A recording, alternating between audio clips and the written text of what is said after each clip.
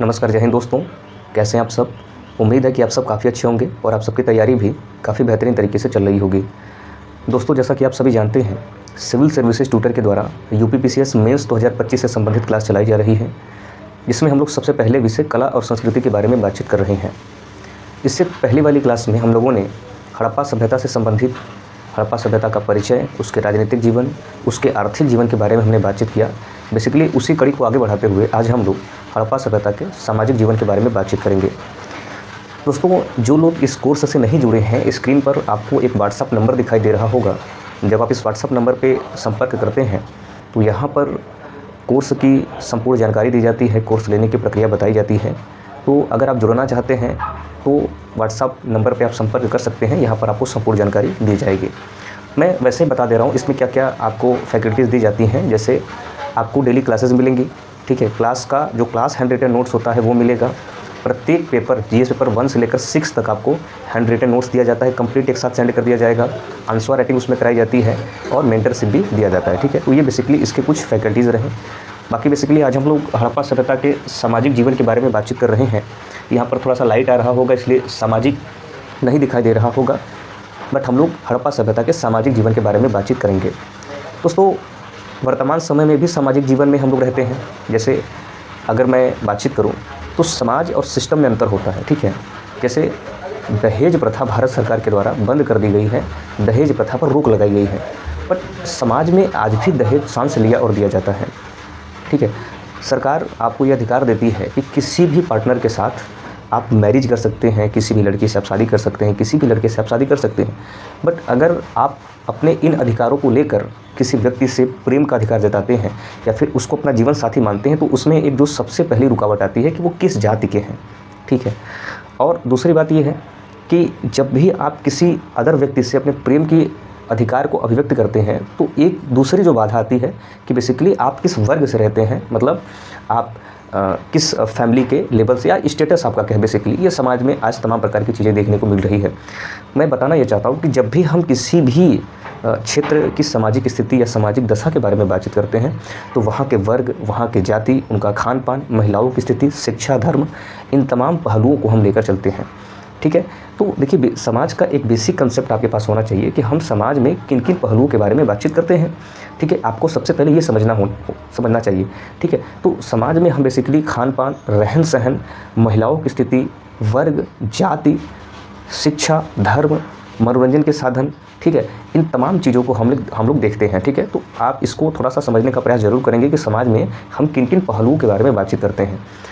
कई बार क्या होता है कि हम जैसे मनुष्य का जो विकास होता है, जब आप एथिक्स पढ़ेंगे तो उसमें थोड़ा सा दर्शन के पॉइंट ऑफ व्यू से उसको माना जाता है कि मनुष्य में जो नैतिक मूल्यों का विकास होता है उसमें समाज की बहुत बड़ी भूमिका रहती है, ठीक है। ज़रूरी नहीं है कि आप जो सोच रहे हैं वही सबसे बेहतर हो सकता है कि आप जो सोच रहे हैं वो समाज की देन है, ठीक है। आप ऐसा कुछ नया नहीं कर रहे हो कि एसडीएम बन गए, आपने आईएएस क्वालिफाई कर दिया तो कुछ नया थोड़ी कर रहे हो यार। ये बहुत पहले लोग क्वालिफाई करके चले गए हैं, बहुत सारे लोगों की मृत्यु हो चुकी है, ठीक है। तो ये बहुत बड़ी बात नहीं है। समाज ने जो आपको दिया है बेसिकली वही नैतिक मूल्य आपके अंदर उपस्थित हैं और उन्हीं नैतिक मूल्यों के आधार पर आप समाज में परफॉर्म कर रहे होते हैं। तो कई बार क्या होता है कि समाज या सही समाज का होना बड़ा ज़रूरी है। समाज में जाति को लेकर आज भी आप देखते हैं कि जाति जैसे विभाजन देखने को मिलते हैं, ठीक है।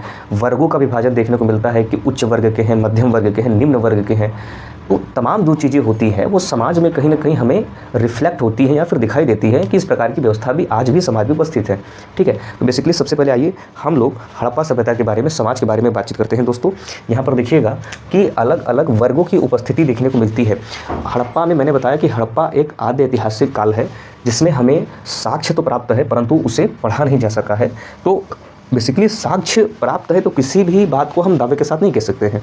अनुमानतः, संभवतः, विद्वानों का यह मत है, इसके आधार पर बेसिकली हम बता रहे हैं। मतलब ये जो अलग अलग वर्गों की उपस्थिति है ये मैं नहीं बता रहा हूँ, ये विद्वानों के द्वारा बताया गया कि शासक वर्ग के उपस्थिति का यहाँ पर साक्ष्य प्राप्त हुआ है। व्यापारी वर्ग की उपस्थिति का अनुमान लगाया गया है। मूर्तिकार रहे होंगे, कृषक रहे होंगे, कारीगर रहे होंगे, श्रमिक रहे होंगे, ठीक है। अब थोड़ा सा मैं इसको समझाता हूँ। जैसे शासक वर्ग की बात करें तो हड़प्पा सभ्यता अपने नगर नियोजन के लिए जाना जाता है और नगर नियोजन में दो विभाजन देखने को मिलते हैं, एक तो दुर्ग और दूसरा निचला शहर, अर्थात आप कह सकते हैं कि शहर, ठीक है, नगरीय शहर माना जाता है। तो दोस्तों जो दुर्ग था उस पर बेसिकली शासक या उच्च वर्ग के लोग रहते होंगे, ऐसा अनुमान लगाया गया है।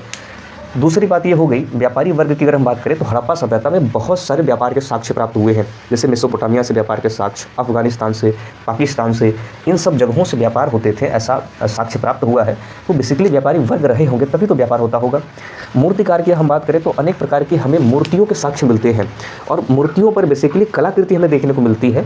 तो ये मूर्ति कुछ विशेष लोग ही इसको जो है बनवाते होंगे, कुछ विशेष लोगों के द्वारा ही जो है मूर्तिकारों को एक अलग दर्जा दिया जाता होगा, अर्थात इनका भी एक अपना अलग वर्ग रहा होगा जो लोग मूर्तिकार के नाम से जाने जाते हैं।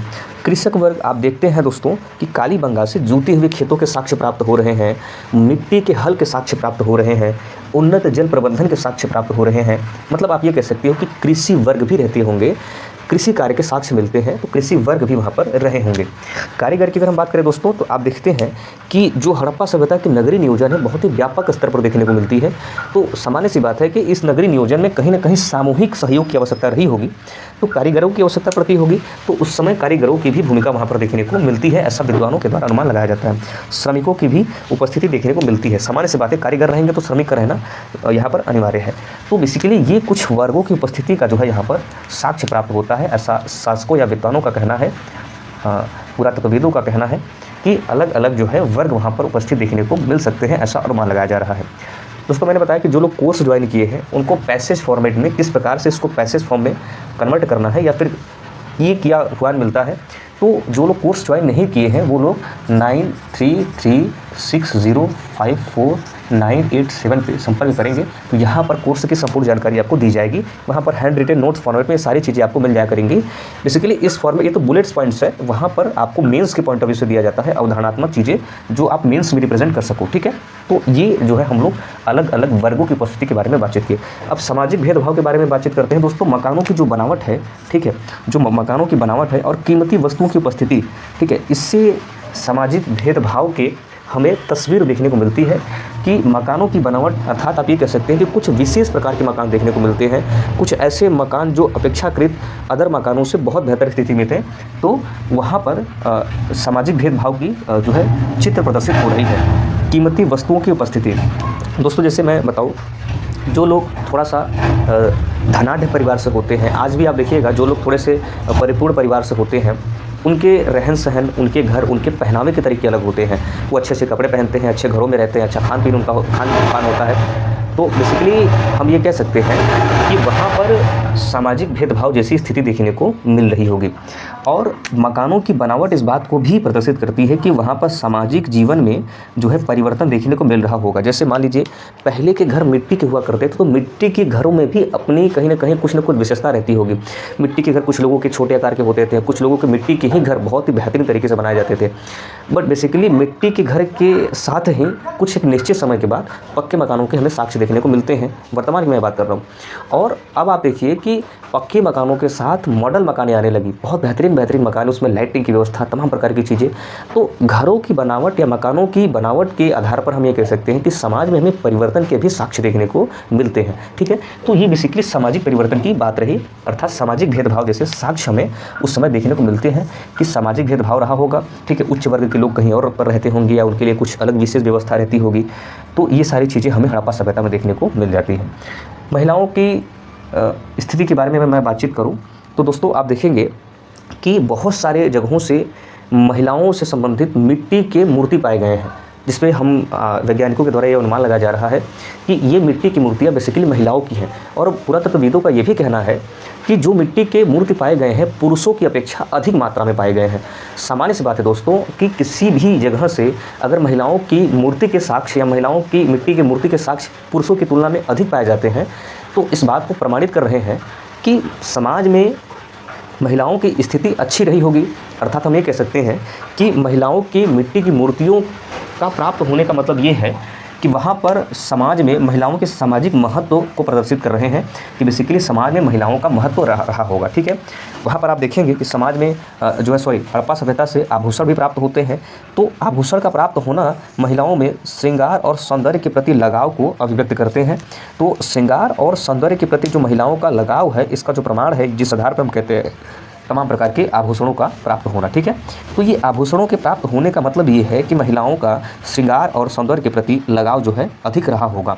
ठीक है, बाकी मिट्टी की जो मूर्ति प्राप्त हुई है सिंधु घाटी सभ्यता से, महिलाओं की अधिक और पुरुषों की कम, अर्थात पुरुषों की तुलना में महिलाओं की मिट्टी की मूर्ति अधिक पाई गई है, जिससे हम ये कह सकते हैं कि समाज में महिलाओं का महत्व या सामाजिक जीवन में महिलाओं का महत्व अधिक रहा होगा। ठीक है, तो बेसिकली हम ये सारी बातें महिलाओं की स्थिति के बारे में बातचीत कर रहे हैं।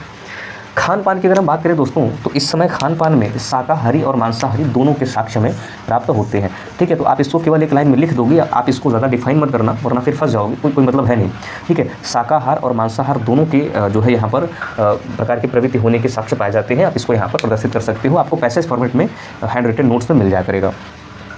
दूसरी बात यह है धार्मिक विविधता। आप देखेंगे उसमें तमाम प्रकार की धार्मिक विविधता देखने को मिलती है। घातक हथियारों का अभाव, अर्थात बहुत ऐसे विशेष हथियार नहीं पाए गए हैं जो बहुत घातक प्रवृत्ति की हो। ठीक है, तो सामान्य सी बात है कि जिस जगह से घातक हथियारों के हमें प्रमाण नहीं मिल रहे हैं, धार्मिक विविधता, अनेक प्रकार की धर्म की विविधता देखने को मिल रही है, तो लोगों का आस्था जो है धर्म के प्रति ज़्यादा रही होगी। वहाँ पर सामान्य सी बात है कि जहाँ पर धर्मों की विविधता होगी और घातक हथियारों का अभाव होगा, अर्थात शांतिपूर्ण समाज की तस्वीर वहाँ पर देखने को मिलती है कि उस समय का समाज हो सकता है कि शांतिपूर्ण प्रवृत्ति का रहा होगा। ठीक है, तो धार्मिक विविधता, घातक हथियारों का अभाव इस बात को प्रदर्शित करते हैं कि उस समय का समाज शांतिपूर्ण समाज रहा होगा। ठीक है, उसके बाद हम मनोरंजन की बात करें दोस्तों, तो वहाँ पर तमाम प्रकार के ढोलक के साक्ष्य, वीणा के साक्ष्य, कांसे की नर्तकी की मूर्ति, मिट्टी के खिलौने, पासा के साक्ष्य, ये सारे साक्ष्य इस बात को प्रदर्शित करते हैं कि ये सारी चीज़ें या ये सारी वस्तुएं, ये सारे एक तरीके से कह सकते हैं कि ये सारी चीज़ें जो है उस समय मनोरंजन के साक्ष्य रहे होंगे। लोग ढोलक बजाना पसंद करते होंगे, वीणा बजाना पसंद करते होंगे, नर्तकी की कांसे की मूर्ति मिली है तो हो सकता है कुछ समय नृत्य की जो है महत्वपूर्ण भूमिका मनोरंजन के लिए रहा होगा। मिट्टी के खिलौने प्राप्त किए जा रहे हैं, पासा पाए जा रहे हैं, तो उस समय ये मनोरंजन के साधन बेसिकली रहे होंगे। ठीक है, आप देखते होंगे दोस्तों कि नगर नियोजन बेसिकली इस प्रकार से इतने वैज्ञानिक तरीके से उसको बनाया गया था कि हड़प्पा सभ्यता अपने नगर नियोजन के लिए ही जाना जाता है। तो हम ये कह सकते हैं कि नगर नियोजन एक प्रकार की ईंटों का प्रयोग 4 संबंधित 2 संबंधित 1 के अनुपात में, सभी जगह इसी अनुपात में ईंटों का जो है हमें प्रयोग देखने को मिलता है। ठीक है, तो सभी जगहों पर एक ही प्रकार की ईंटों का प्रयोग, माप तौल की वस्तुएं मिल रही हैं। उस समय सामान्य सी बात है कि हम एक पैमाना वहाँ पर देख रहे हैं कि पैमाना हमें देखने को मिल रही है, जिसे हम माप तौल कह रहे हैं। धातुओं को गलाने जैसी प्रक्रिया देखने को मिल रही है, मिश्रण जैसे साक्ष्य वहाँ पर मिल रहे हैं। तो इन सारे साक्ष्यों के आधार पर हम ये कह सकते हैं कि उस समय वैज्ञानिक शिक्षा जैसी व्यवस्था रही होगी, अर्थात हमें शिक्षा में एक वैज्ञानिक तर्क देखने को मिलता है कि उस समय की वैज्ञानिक शिक्षा रही होगी। ठीक है, तो इन सारे आधारों पर हम ये कह सकते हैं कि उस समय की शिक्षा कुछ वैज्ञानिक तरीके से रही होगी, इसीलिए वहाँ पर नगरीय नियोजन, एक प्रकार की ईंटों का प्रयोग, माप तौल की वस्तुएं, धातुओं को गलाना और मिश्रण तैयार करने जैसी वहाँ पर ये सारी चीज़ें हमें देखने को मिलती हैं। अलग अलग जातियों का उपस्थिति। ठीक है, तो अलग अलग जातियों की उपस्थिति मतलब यहाँ पर आप देखेंगे कि भूमध्य सागरीय जो है जाति देखने को मिलती है, मंगोलायड और प्रोटो ऑस्ट्रेलियाड। ठीक है, तो इस प्रकार के जातियों की उपस्थिति भी पाई जाती है। तो समाज में अलग अलग जातियों की उपस्थिति भी हमें देखने को मिलती है दोस्तों। और एक बात है दोस्तों, जैसे आप देखेंगे कि हड़प्पा से दोस्तों याद रखेंगे कि एक लकड़ी की ताबूत पाई गई है, लकड़ी की ताबूत पाई गई है, लकड़ी की ताबूत। ठीक है, हड़प्पा से एक लकड़ी की ताबूत प्राप्त की गई है। एक और है कि लोथल से महिला एवं पुरुष दोनों को दफनाने के साक्ष्य प्राप्त हुए हैं। लोथल से महिला और पुरुष दोनों के दफनाने के साक्ष्य प्राप्त हुए हैं। और उस समय पद्धति जो है थोड़ा सा शवों को दाह संस्कार करने के वहाँ पर 3 हमें पद्धति देखने को मिलता है। एक तो आपका मिलता है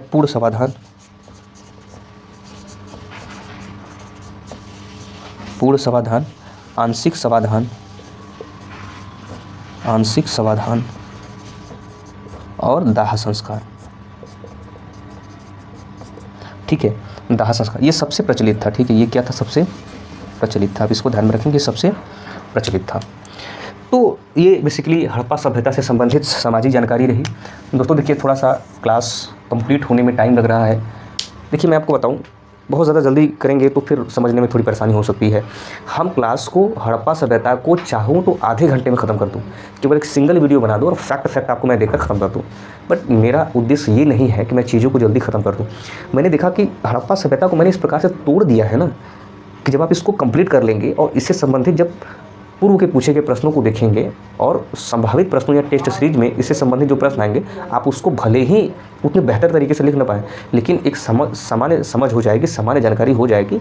और आप कितना बेहतर लिख रहे हैं, कितना बेहतर नहीं लिख रहे हैं, आपने खुद की सुधार की ज़रूरत है, प्रैक्टिस करने की ज़रूरत है। ये बेसिकली आप इस चीज़ को समझ रहे होंगे। ठीक है दोस्तों, तो ये आज हड़प्पा सभ्यता से संबंधित सामाजिक जानकारी रही।